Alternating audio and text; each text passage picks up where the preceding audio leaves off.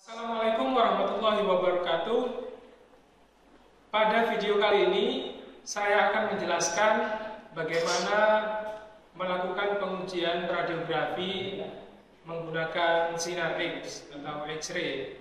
Pengujian radiografi ini akan saya lakukan pada sambungan las,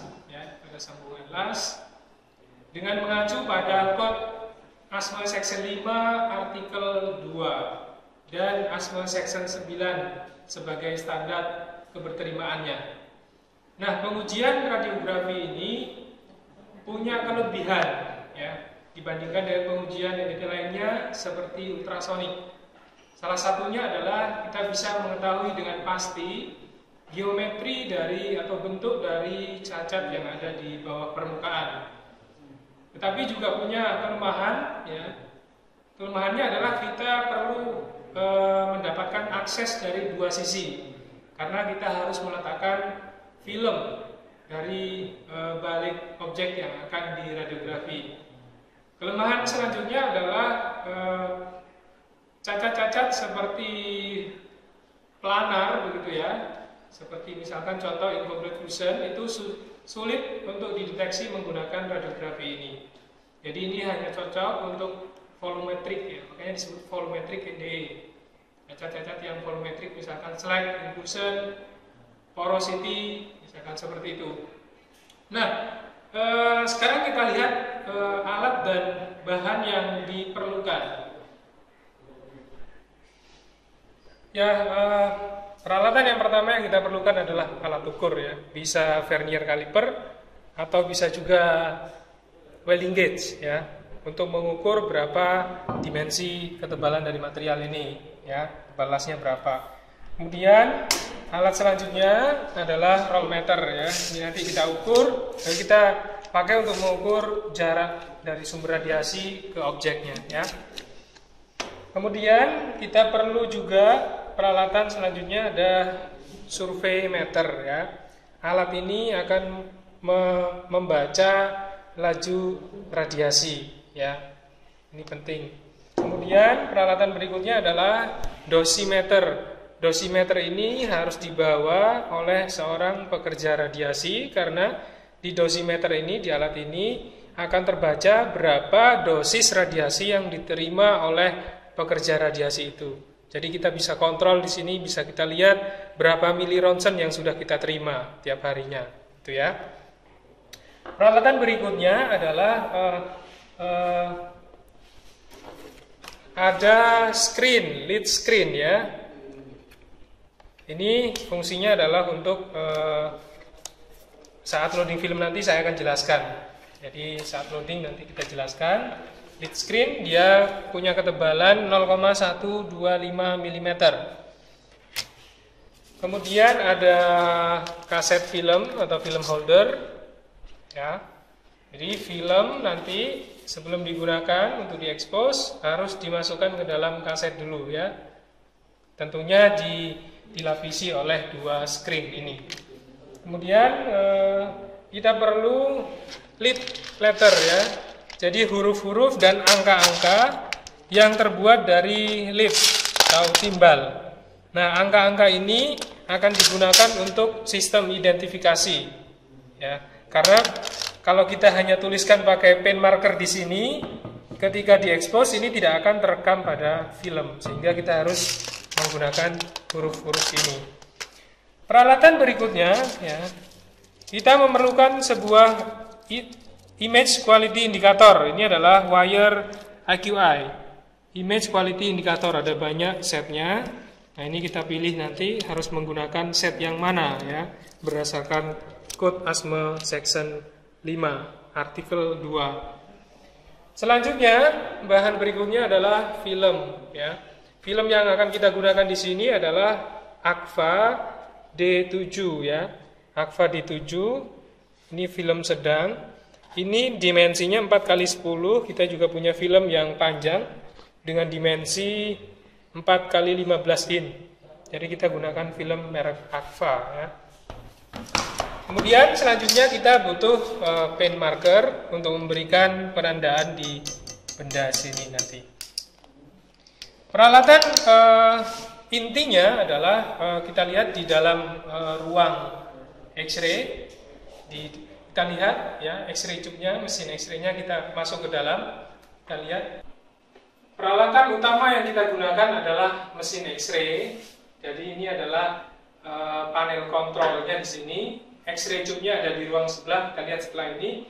Nah, di panel kontrol ini kita bisa mengatur berapa lama waktu penyinarannya. Kemudian kita set juga di sini berapa tegangan yang akan kita gunakan, karena tegangan ini akan berpengaruh pada daya tembus material.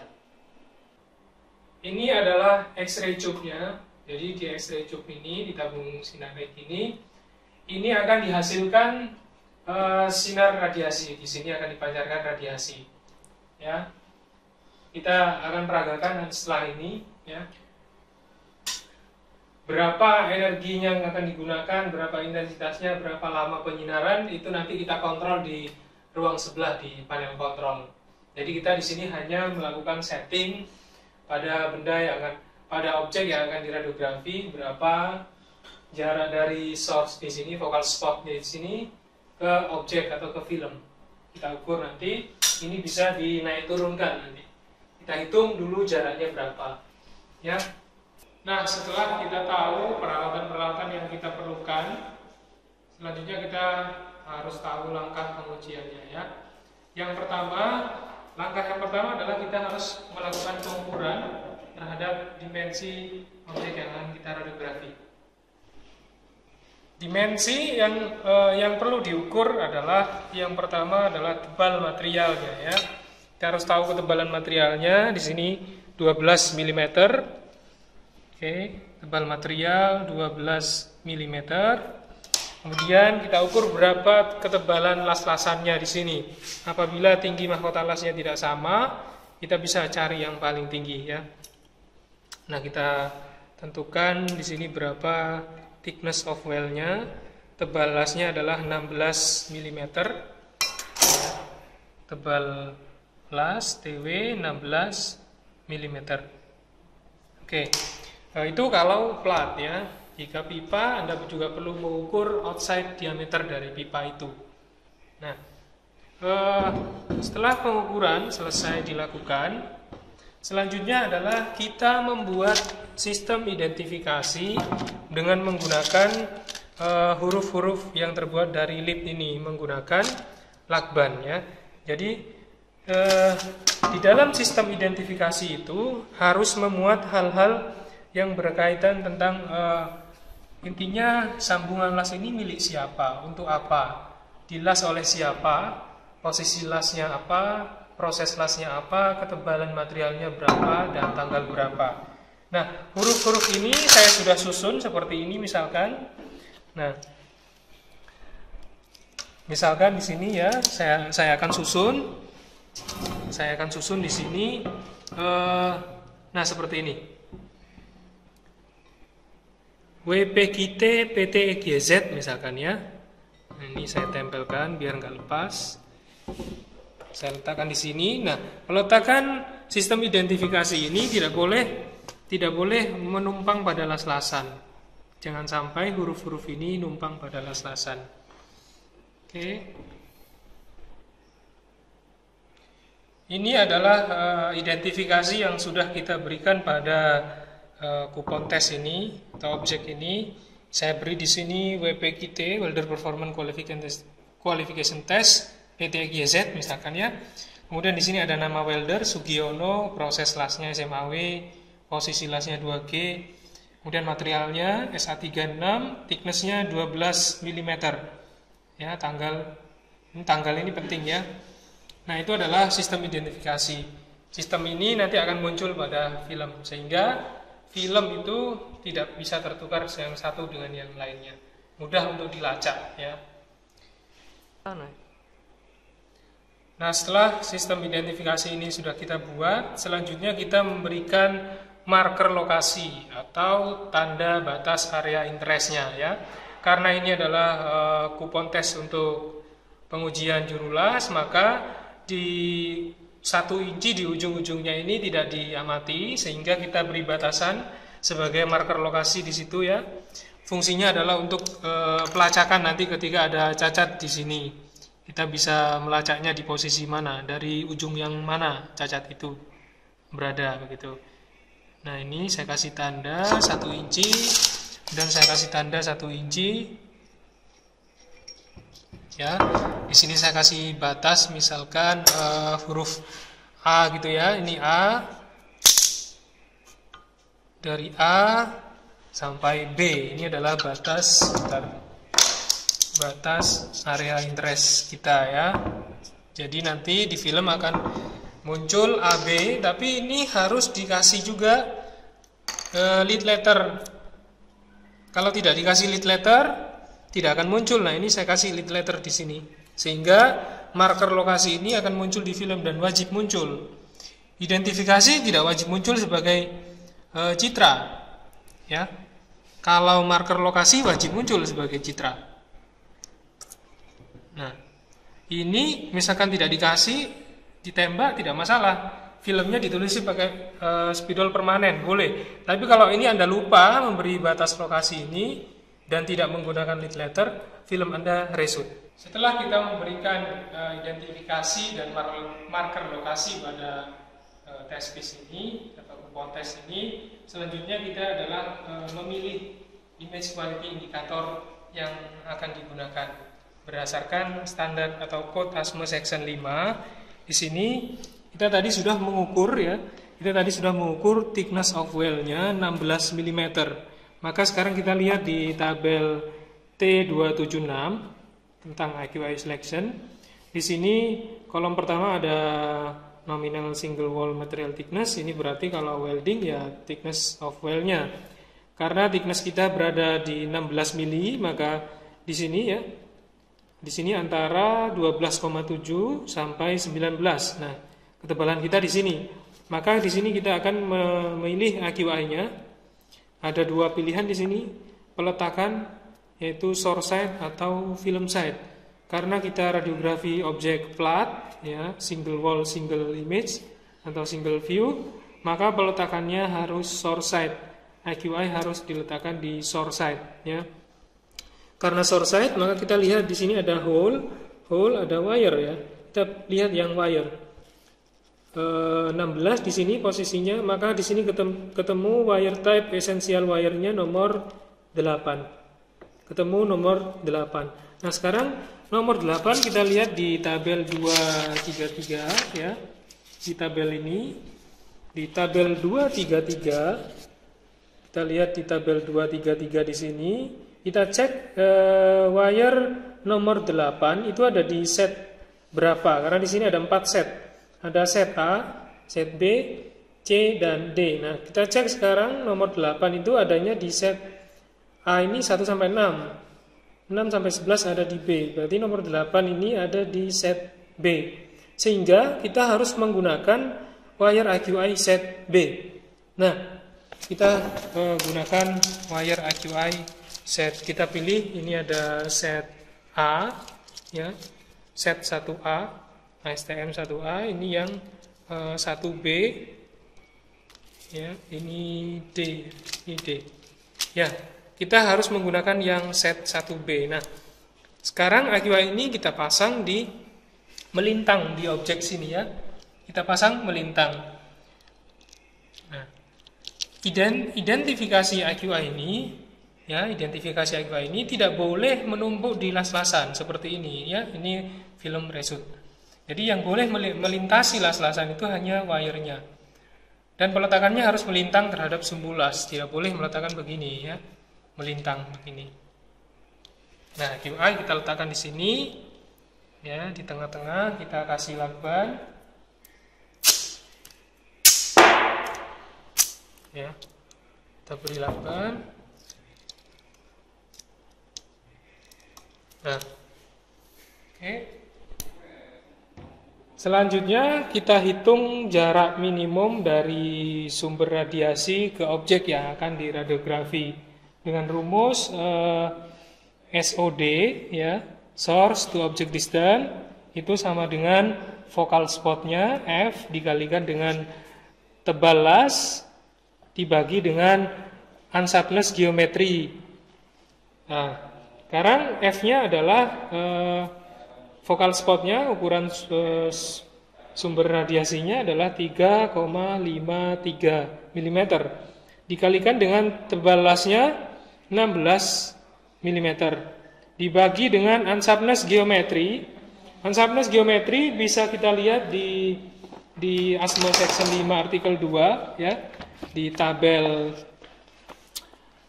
274.2. Di sini ada batasan UG maksimum untuk ketebalan di bawah 50 mili adalah sebesar 0,51 ya.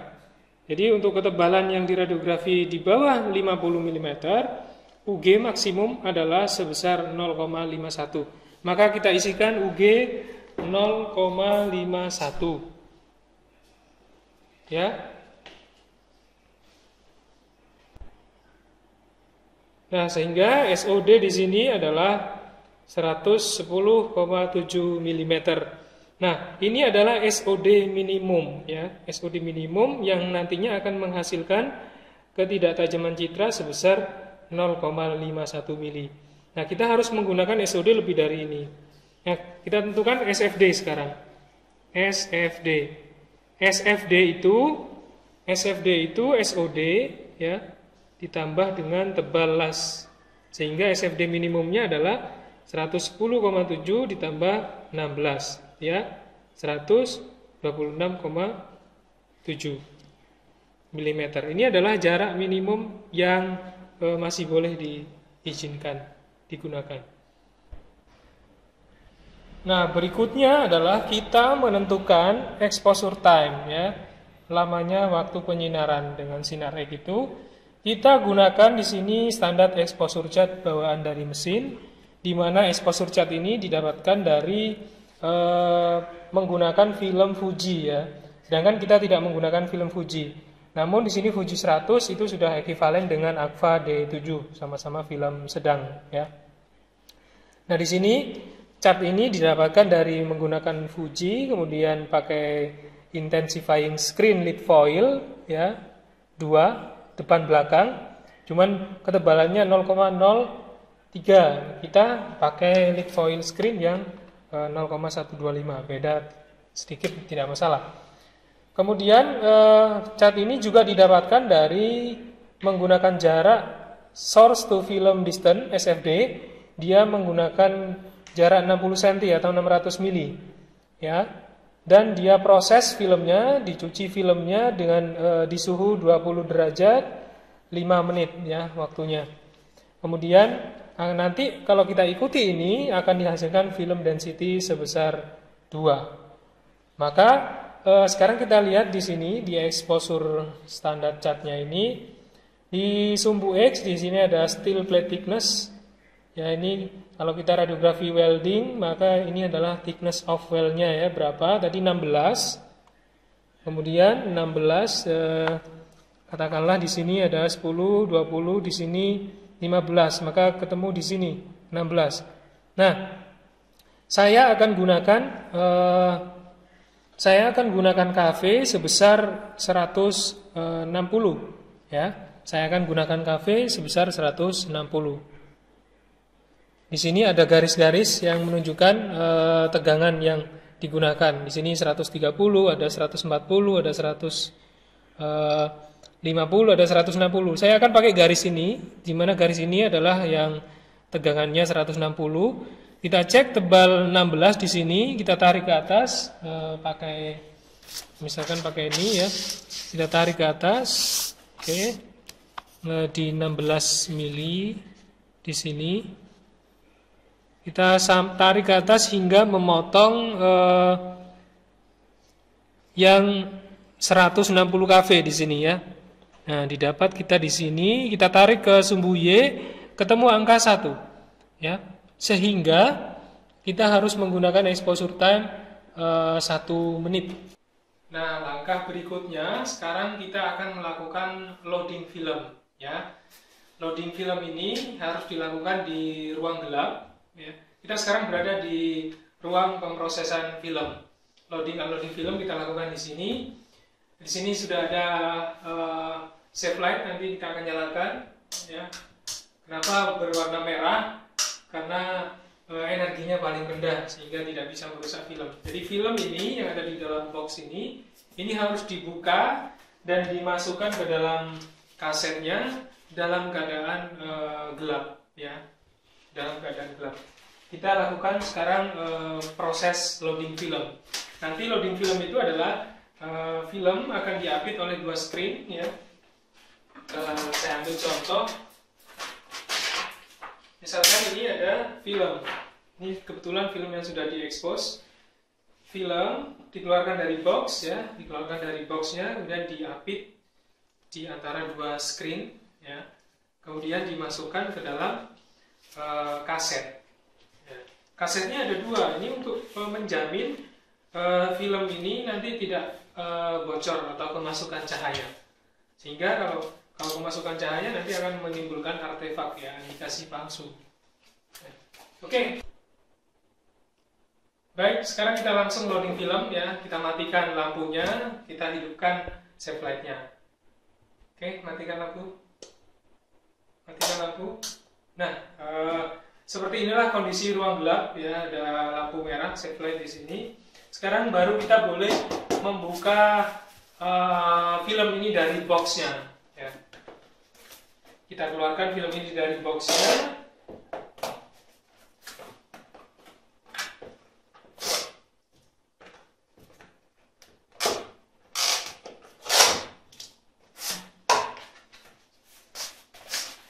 Box di film ini, ya, di luarnya ada kardus, di dalam masih ada lagi kardus, ya. Di dalam lagi masih dibungkus lagi, ya. Sehingga dia benar-benar aman dari kebocoran cahaya. Nah, inilah kita keluarkan sekarang filmnya. Harus hati-hati, ya. Nah, kita ambil satu film. Kita ambil satu film.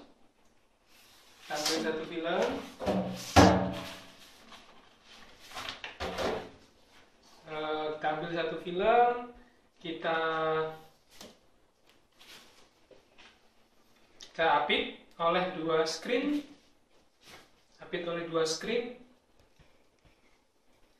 kemudian kita masukkan ke dalam kaset yang pertama atau film holder yang pertama.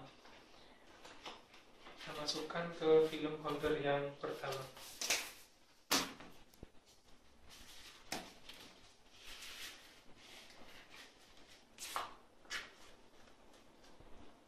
Kehati-hatian dalam loading film ini sangat diperlukan karena kalau kita tidak hati-hati nanti akan menimbulkan artefak, ya. Nah, ini sudah kita masukkan ke film yang kaset yang kedua. Nah, setelah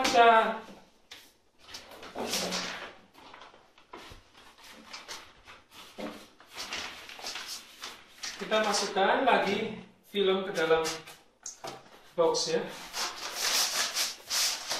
Masukkan lagi ujung yang terbuka ke box yang terluar, kita tutup kembali. Nah, selesai loading film, kita nyalakan lagi. Kita nyalakan lagi lampunya. Ya, ini adalah film holder atau kaset yang sudah berisi film yang siap kita expose, ya. Selanjutnya adalah setelah kita loading film tadi, kita setting objek, kita letakkan objek di bawah X-ray tube ini, kita pasang filmnya, kita atur jaraknya dari source focal spot ke film berapa, kita atur. Seperti ini kita pasang filmnya. Namun sebelum film ini kita letakkan di sini, perlu diingat bahwa kita perlu memberikan identifikasi nanti lead letter B sebagai penanda adanya backscatter atau tidak. Ini wajib disertakan di setiap balik film kaset ini, ya. Di setiap kaset. Kita pasangi huruf B. Tentu huruf B ini punya ketentuan. Di ASME 5 tingginya 13 mili, tebalnya 1,5 mili. Nah, huruf B yang ada di balik kaset ini berfungsi nanti untuk mendeteksi ada hamburan belakang atau tidak. Backscatter radiasi dideteksi dengan huruf B ini ya. Kalau huruf B ini nanti muncul berarti ada backscatter ya. Film kita pasang, selanjutnya objek yang test case ini kita letakkan di sini di atas film. Kita letakkan di atas film dan kita atur supaya pas di center dari objeknya. Kalau tidak pas bisa kita geser.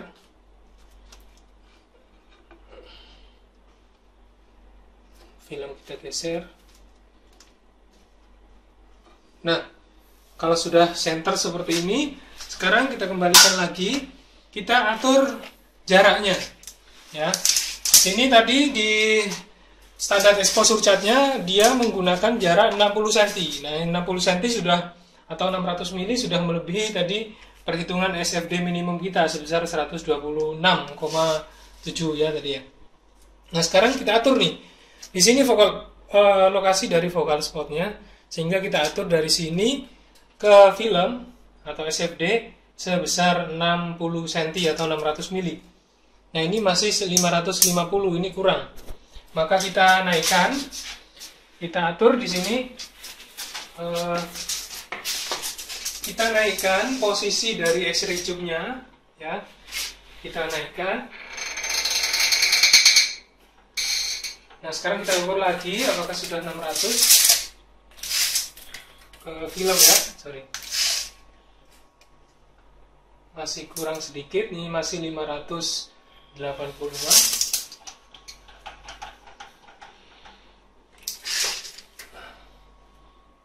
Oke, ya sudah pas. Ini sudah berjarak 600 atau 60 cm ya. Kita gunakan SFD 60 cm. Nah, begitu sudah diatur seperti ini, kita tinggalkan tempat ini, kita kontrol berapa exposure time-nya di panel kontrol. Baik, sekarang kita atur parameter exposure-nya di kontrol panel ini, kita nyalakan. Ya, kita nyalakan. Kemudian kita hidupkan ya. Ini safety-nya. Sekarang kita atur tadi di exposure chart kita pilih voltage-nya 160 ya. Nah, ini kita atur, kita set 160 kV. Kemudian exposure time-nya, lama penyinarannya tadi ketemu 1 menit. Nah, ini menit, ini detik. Kita set 1 menit. 160 kV 1 menit. Nah, sekarang sebelum ini saya start expose, kita perlu ada survey meter di sini.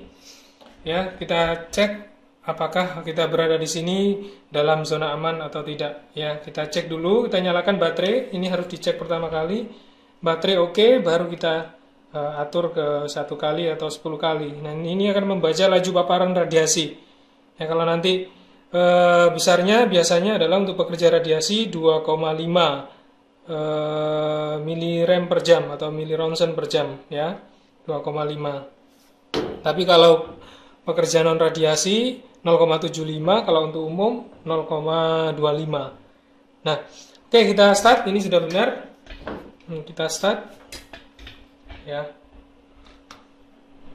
Sorry, ini belum di.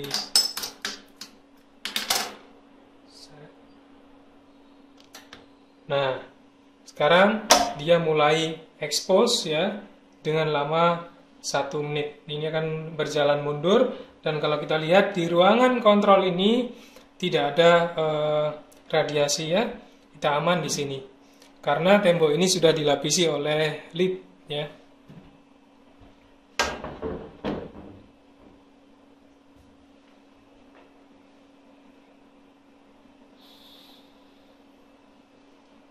Nanti begitu waktu berlalu 1 menit akan ada alarm yang menandakan bahwa exposure sudah selesai dilakukan.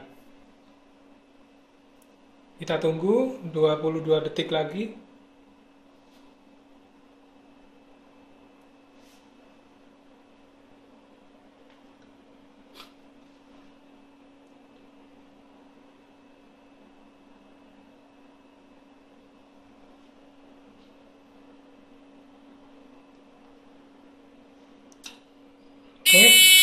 selesai. Ya. Baik, jika sudah selesai kita matikan. Nah, sekarang kita ambil material tadi dan filmnya untuk diproses. Kita cuci filmnya ya. Nah, setelah expose kita selesai lakukan, exposure film selesai. Selanjutnya kita akan melakukan film processing atau proses pencucian film ya. Film yang sudah expose kita tadi ini, sini sudah ada citra, tapi tidak akan muncul sebelum dicuci ya. Nah, dalam proses pencucian film ini, di sini kita punya tangki pemrosesan film, di mana di dalam tangki ini pertama ada tangki developer ya, kemudian ada tangki stopper dan ada fixer, kemudian ada air mengalir ya. Jadi dalam proses pencucian film kita harus punya tangki pemrosesan, kemudian ada timer untuk memberi waktu nanti berapa lama di dalam developer, berapa lama di dalam fixer.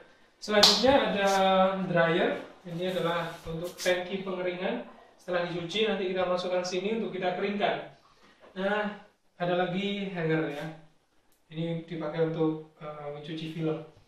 Oke, langsung saja kita cuci filmnya, kita matikan lagi. Jadi proses pencucian film, loading, unloading, tadi loading, ini juga harus dilakukan di darkroom ya, ruang gelap. Kita harus matikan lampunya.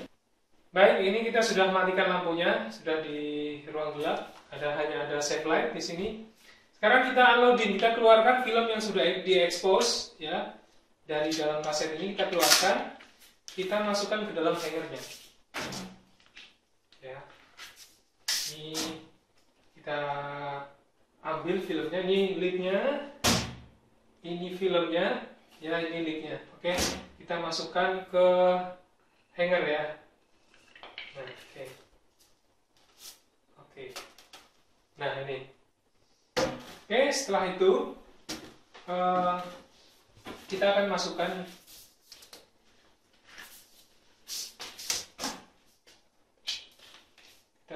ke dalam tangki developer.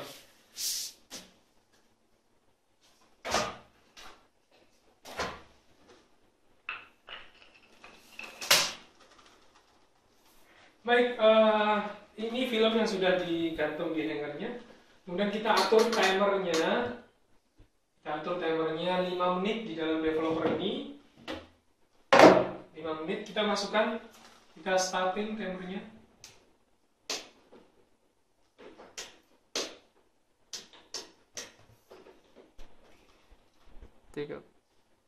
Baik, saya akan masukkan film ini ke dalam developer. Ini kita mulai waktunya 5 menit, kita kasih timer 5 menit. Nah, di dalam developer ini, citra yang sebelumnya tidak muncul akan muncul ya. Jadi fungsi developer ini adalah mereduksi lapisan emulsi yang berisi perak bromida di dalam film. Jadi dia akan mereduksi butiran perak bromida yang sudah terekspos. Ya, sehingga nanti akan muncul citra. Di situ. Developer juga berfungsi untuk melarutkan lapisan protective layer pada film. Nah, kita tahu film itu ada berlapis-lapis. Ada lapisan terluar protective layernya, kemudian di bawahnya ada emulsi yang berisi perak bromida, kemudian yang paling tengah itu yang plastik transparan adalah asetat base-nya. Nah, developer melarutkan protective layer itu tadi. Nah, setelah 5 menit di dalam developer, selanjutnya film kita angkat, kita masukkan ke dalam stop bar. Stop bar ini fungsinya adalah menghentikan aksi developing ya. Selain menghentikan aksi developing di sini, stop bar ini juga berfungsi untuk memperpanjang usia fixer. Karena dari basa, alkali masuk ke asam, otomatis fixer mudah terkontaminasi. Sehingga fungsi stop bar ini adalah menghentikan aksi developing dan memperpanjang usia fixer. Setelah dari stop bar, tidak ada ketentuan waktu di situ, kita masukkan ke dalam fixer ya, selama 10 menit. Nah, fixer ini di sini berfungsi untuk mengefikkan citra ya, mengeraskan lapisan emulsi supaya tidak mudah tergores.